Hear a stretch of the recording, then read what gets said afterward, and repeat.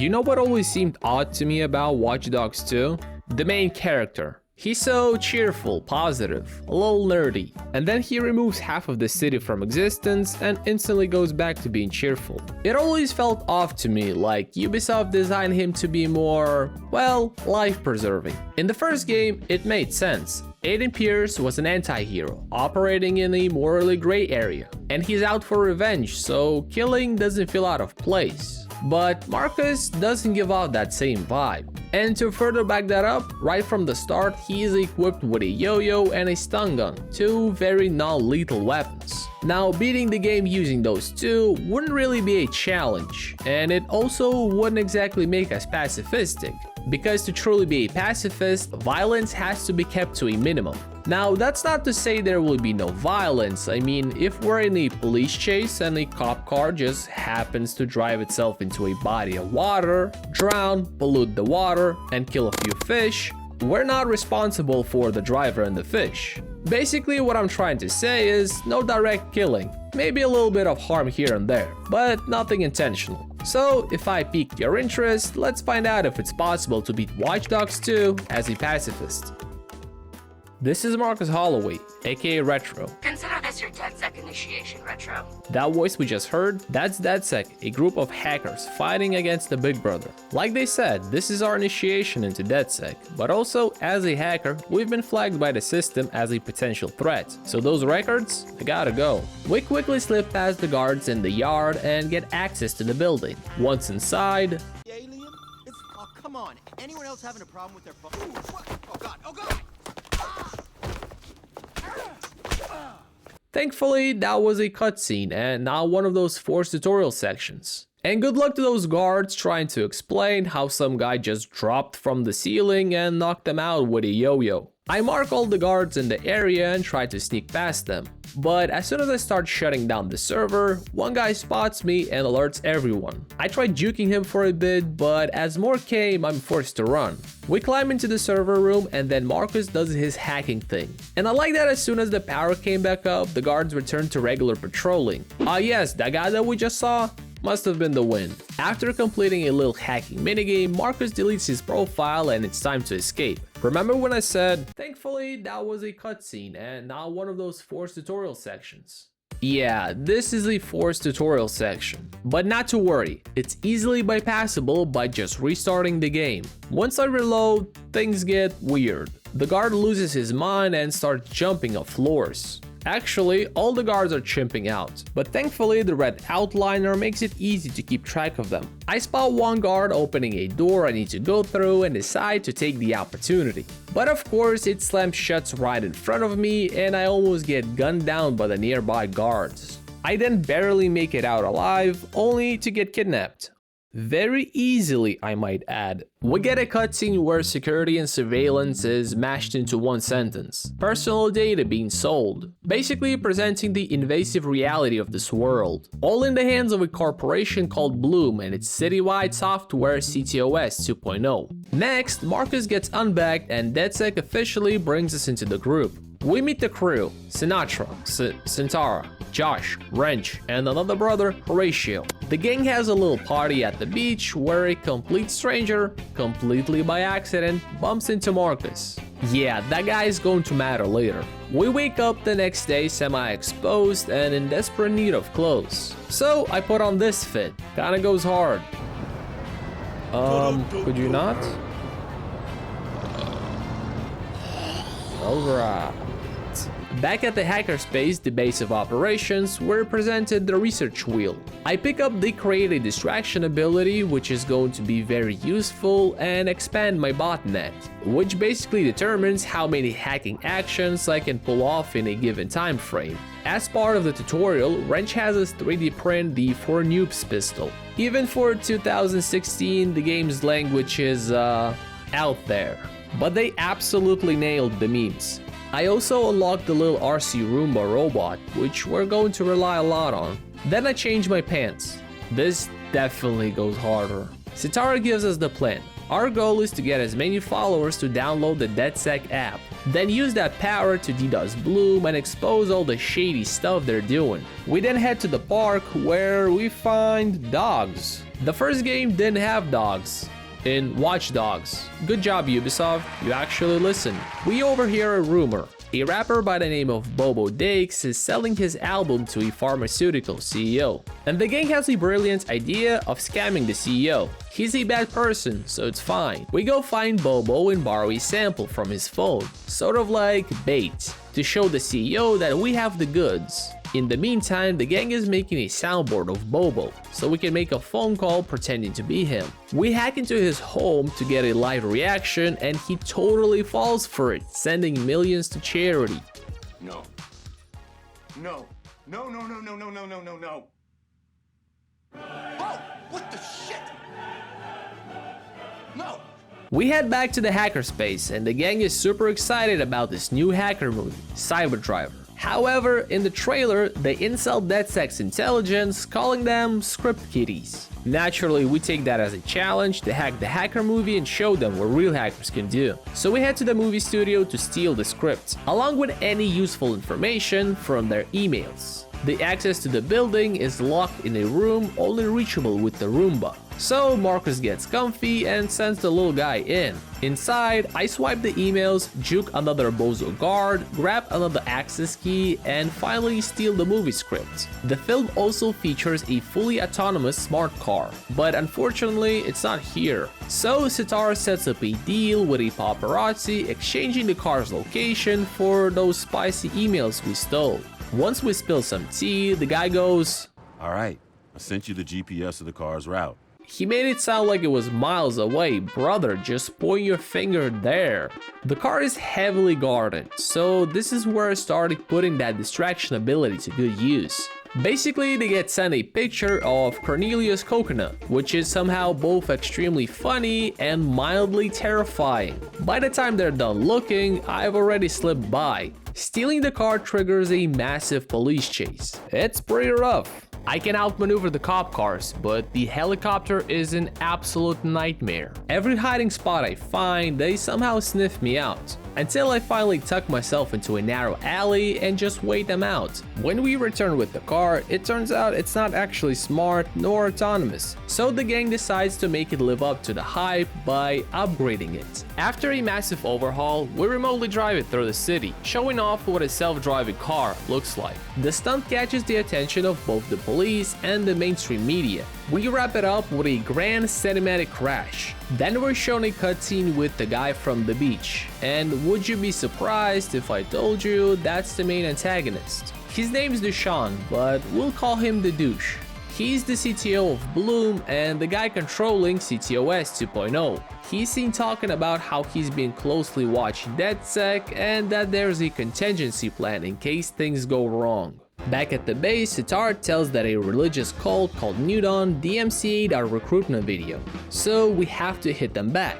The gang comes up with a plan to use the star of Cyberdriver movie, Jimmy Siska, who they suspect is being abused by the cult, to turn on them. But first, we need actual evidence. So we go infiltrate the church's headquarters. The building is inaccessible to Marcus, so the little Roomba goes in. I grab the access key and start extracting data from the second floor. But to download the files, Marcus needs to be close. Fortunately, close means right underneath. And since the Roomba got detected upstairs, most of the guards went to check it out. To keep them away from me, I kept sending them a distraction, and once the data is collected, we slip out totally undetected. Going through the files confirms our suspicions. Jim is under heavy pressure from the church, and they're planning an audit on him. We spoof call the auditor pretending to be Jimmy and cancel due to violent diarrhea. Yes, I understand. All while showing up at Jimmy's place pretending to be the auditor. Jimmy hints at a place called the Red Room where naughty members of the church get taken. We get a hold of Miranda, a city councilor who had beef with the church before, and she points us to a facility New Dawn uses as a re-education center. I send the Roomba to scout, and in one of the buildings we find Jimmy tied up. After we get out, Miranda calls to say Jimmy escaped safely and is understandably furious being kidnapped and wants revenge. We meet him face to face and he sends us to a New Dawn's temple. Supposedly, in the basement, they keep ancient tablets written by the visitor himself. The place is huge with tons of patrols. So I decided not to use the Roomba because that would leave Marcus unattended. So I went on foot.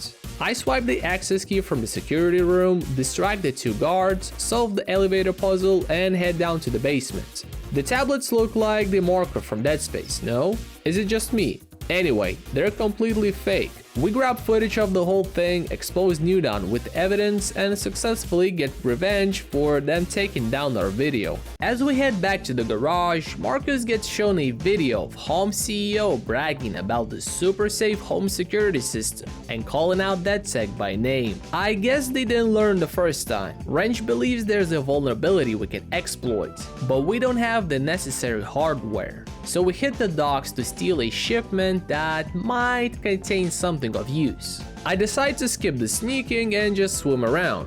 Marcus then refuses to get in from the driver's side, which costs me some time, but not as much as me not closing the road for the car chasing us and instead misclicking and stealing some money from a random guy. That little mistake cost me about 4 minutes. The truck we're stealing is a slow piece of and the peak of the chase was me going into a random garage only to realize it's a restricted area and almost get gunned down. At one point, I got off-road and they just gave up. Inside the truck, we find a robot that the gang modifies for the exploit. When the robot is ready, the plan is to break into a smart home and hack its server. The house is off limits to Marcus for now because of the active lasers and patrolling robots we can't turn off yet. So the Roomba again has to do all the legwork. Or I guess wheel work. Inside the house, I get detected twice, but by the time the guards show up, I've already grabbed what I needed. We get into a call and the server we just hit was a bust. The data is relayed somewhere else. As we get close on the relay point, we notice something is not adding up. I access the server on the second floor, recall the Roomba and solve the puzzle through the cameras. Then a download starts that forces us to stand close. So I hide behind the statue and wait. As soon as the download finished, I ran off. As I was getting away from the security, it made me realize that the breeze of the first few missions was gone. I might not have shown it, but off camera, I did die a few times. And all of these deaths could have been avoided if I just had the appropriate upgrades. Now, in this game you level up by increasing your follower count. With each level you gain research points. I already had a few from previous missions, but not nearly enough for the upgrades I wanted. There's a rideshare minigame where you drive people to different destinations. And each run has a little story. We did crazy stunts for an influencer filming a video, visited Grove Street, drove a soon-to-be dad to the clinic. Then I cleared all the motocross races on gold, finished Sitara's side quest spraying billboards and locations with graffiti, the biggest being tagging the Golden Gate Bridge. Visited a lot of prominent San Francisco areas and posed as the Rizzler. I know, the resemblance is uncanny. Those are the most notable ones. I did much more. The upgrades I got were a vehicle hack that allowed me to change car driving directions, engine overdrive, robot exploits, security system shutdown to bypass laser detection, chopper retreat exploit to make police chases easier, and the Roomba towns. Also bought a quadcopter. This isn't every upgrade I want, but for now it's plenty. We get back to the home security exploit, and to finish it, we need to hack a TV station. I could instantly feel those upgrades. We reboot the tower system to gain access to the elevator that takes us to the dish. On top of the tower, we solve a big puzzle, and after aligning the transmitter, the gang watches a live presentation of Home 2.0 security upgrade. But the broadcast displays a large DedSec icon indicating that the system is hacked. We expose Home for spying on its customers and then selling their private data to whoever pays the big bucks. Then we're shown a cutscene where the douche essentially states he will be personally going after DedSec.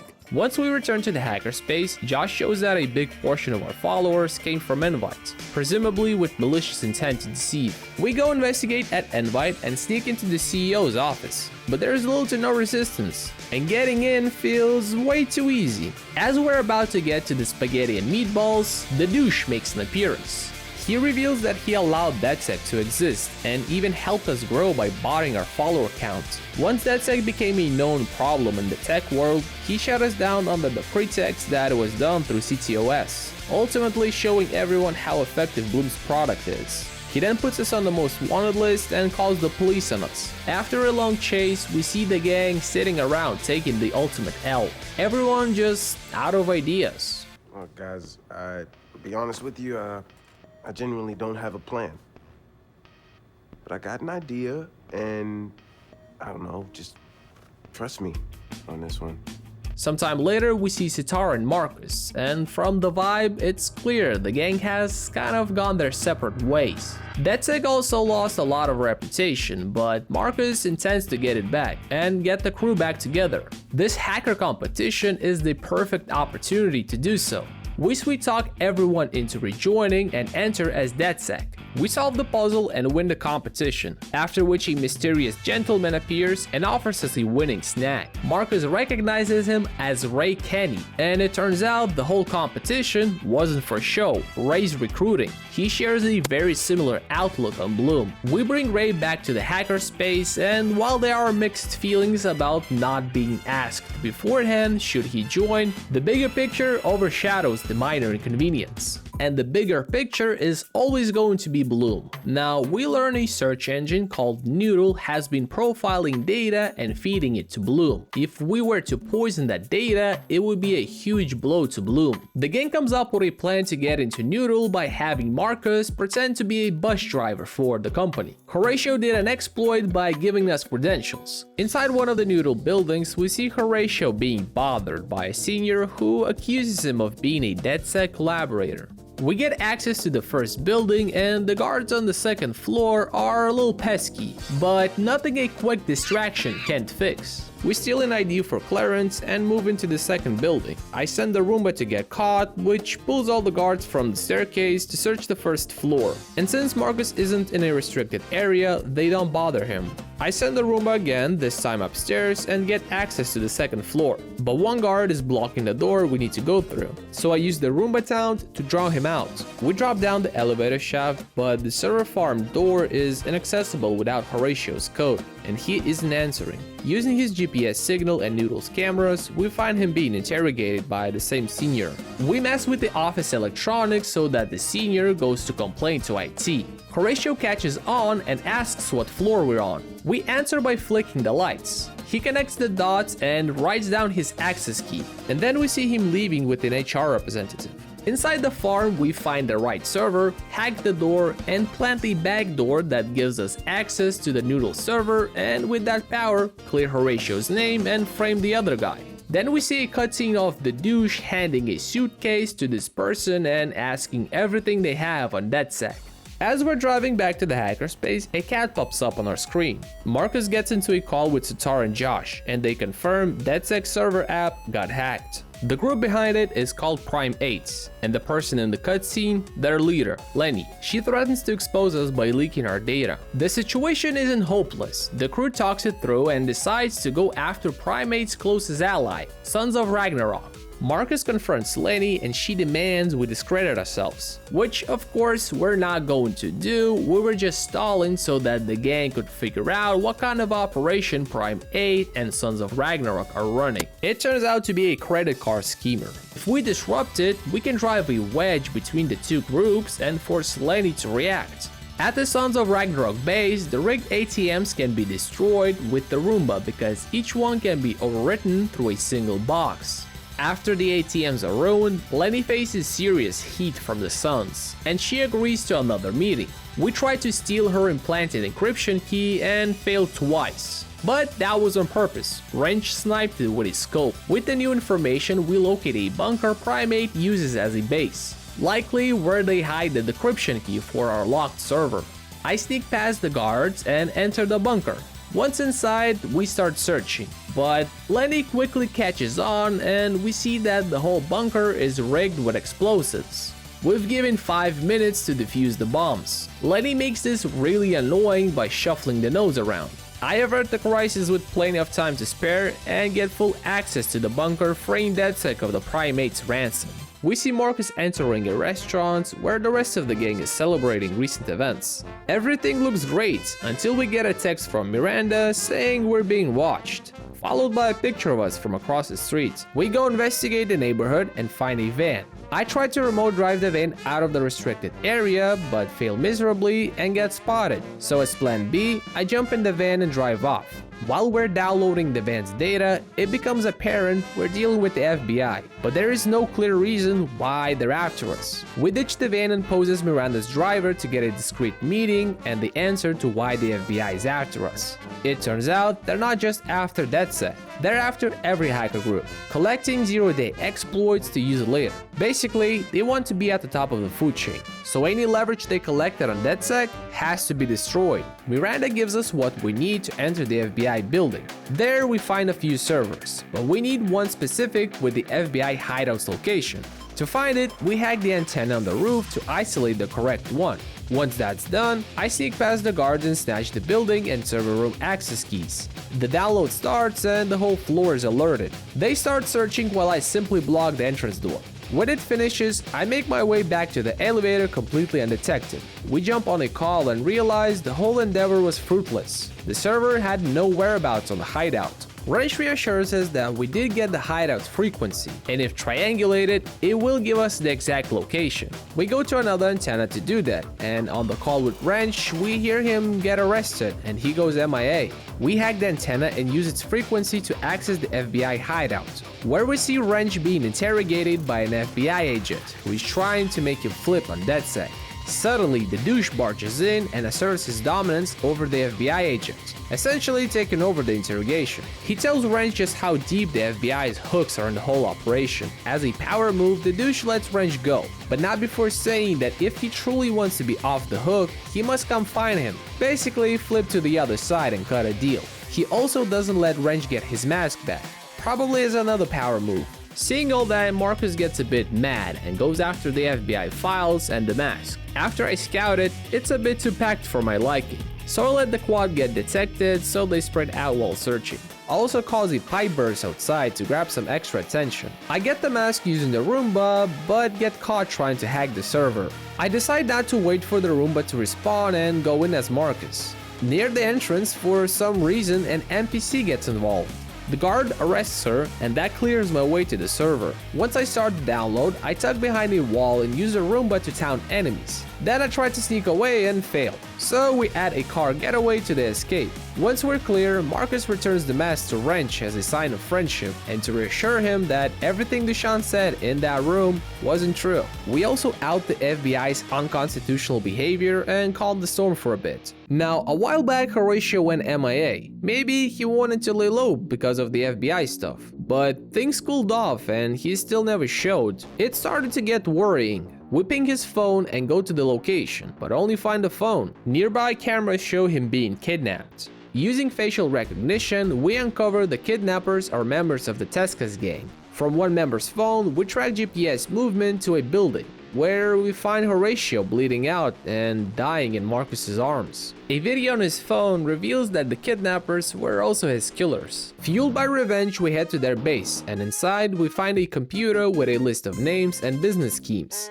I enter by breaking the fence and hide on the outskirts of the base to download that list. But a dog is sniffing me out. Thankfully, the download finishes before it notices me, and as a parting gift, I fly the quad and burn their little agricultural project. With the stolen information, we track a shipment of product that would be costly to them if destroyed. There are 4 crates to take out,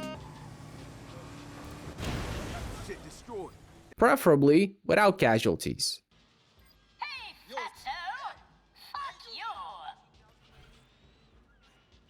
All things considered, that's a very respectable throw. I smashed the first crate by remotely driving a car into it, rammed the second with a forklift, and dropped sticky explosive bombs on the third and the fourth. With the Tescas operation dealt a massive blow, the gang identifies Horatio's killers. But we've got a problem. I have no way of neutralizing them without breaking our rules. So, am I cooked? Not quite. I abandoned the mission temporarily to grind research points, because we need the ability to place a wanted criminal record. With the new ability, we arrest Trevino first, since he's the only one on site. Then we place a warrant on Huerta. but she's a runner. She outruns the police and gets so far I have to go out of mission bounds to tag her. The second arrest, she doesn't resist. However, Gutierrez resists and gets gunned down. Unfortunate, but that's his choice. The last guy, Pablo, is in a dog fighting pit. We call a warrant and he's also taken away. That's everyone accounted for in Horatio's death. Back at the hackerspace, nobody says much. We gather around, pay our respect to Horatio, and after a moment of silence, we move on. Ray tells us to meet him at the beach, and not to romantically gaze at the stars, but to romantically gaze at a rocket. More importantly, rocket carrying Bloom's satellite. He suggests that if we were to modify a rocket, once it reaches orbit, we could get a hold of not just all of Bloom's data in the country, but worldwide. A company called Galilei handles the launch. At their headquarters, we patch Ray through the surveillance system so he can guide us through the building. I scout the place and send a little Roomba to steal the access key. Unfortunately, I left Marcus in an exposed spot, and one of the patrolling guards spots him and alerts the rest. He was about to light me up, so I gave him permanent tinnitus. I reposition to the left side of the building, wait until things calm down, sneak in upstairs, modify the motherboard, and then install it on the rocket. Back at the hackerspace, we watch the rocket successfully take off, meaning we have gained access. Now we just have to find the right server. We hop from one location to another, Dublin, Dubai, Seoul, until we finally reach the main one in Delaware. After solving a long hacking minigame, we download all the data and for style points, leave our logo on their server. When the gang digs through the files, they uncover that all the big corporations and even the government have been funneling information into Bloom's pattern recognition software, which raises a big red flag that all these massive organizations are working together. Through further digging, Josh uncovers that a Chinese gang hacked the submarine cables connecting China and the US. The interesting part is that Bloom is completely aware of this. Now, the Chinese gang is using their data to manipulate the stock exchange. That implies not only is Bloom aware, they're giving them access. The only clue we have is that the Chinese gang cleared a cargo shipment. We go to the port, search the container, and inside find a Chinese fella. The crew narrows it down to a gang called Audi Shoe Boys, a Chinese hacker group. We identify the guy in the container, and he's definitely been smuggled here to do insider trading. Sitara's connection give us a lead to an export-import office the Audi Shoe Boys run. If there's any information, it's definitely there. I sneak past the guards to the safe room, and despite a different demographic, Cornelius is an absolute banger here.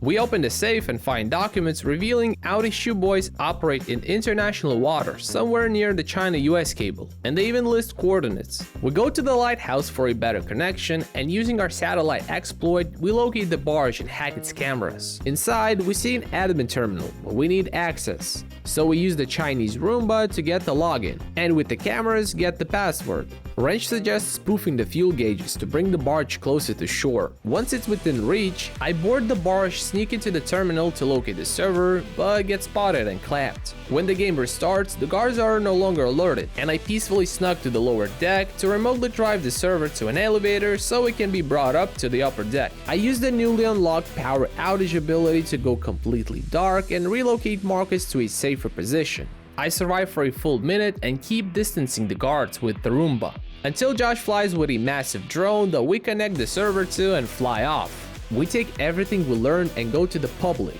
which of course the douche spins on DedSec and blames the vulnerability on the submarine cable, making Bloom and CTOS look better.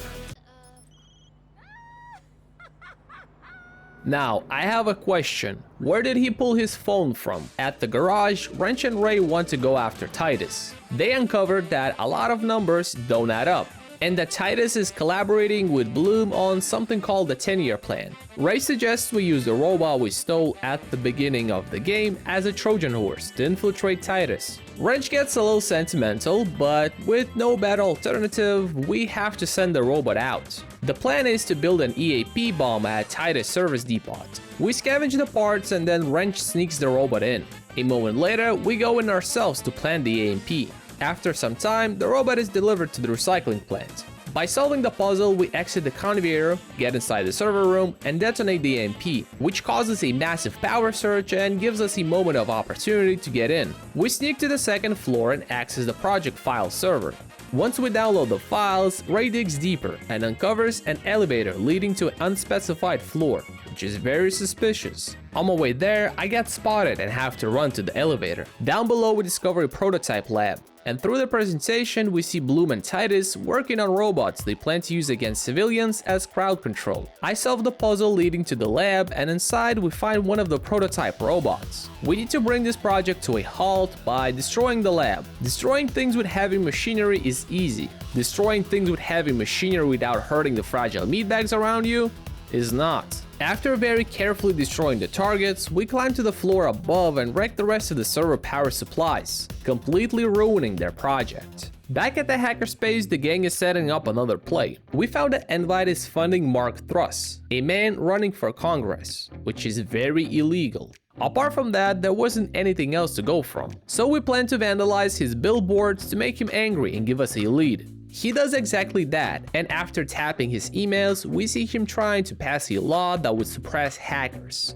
which is in Envite's best interests. So after finding why Envite is sponsoring Truss, we go back to Envite's office. Since the last time things didn't go as planned, they've increased security. We gain access to the building and its cameras, tap the CEO's phone, and head down to Envite's server room. We solve the puzzle and install a backdoor. Inside, we find that Envite is using Bloom's predictive system to manipulate people into voting for Truss. It's a double-edged sword and can be used against them. Sometime later, Envite is freaking out because the congressman's polls are tanking. We also extract a phone call between Envite's CEO and Truss, arranging a meeting at his penthouse. We tap into the building and see the douche blackmailing Truss and handing him a USB stick. Suddenly, we lose connection and have to find another way back in. We use an airby crane to reach the construction site on the rooftop and climb to the penthouse. Every inch here is covered by security. The only relatively safe spot I find is by the staircase to the second floor.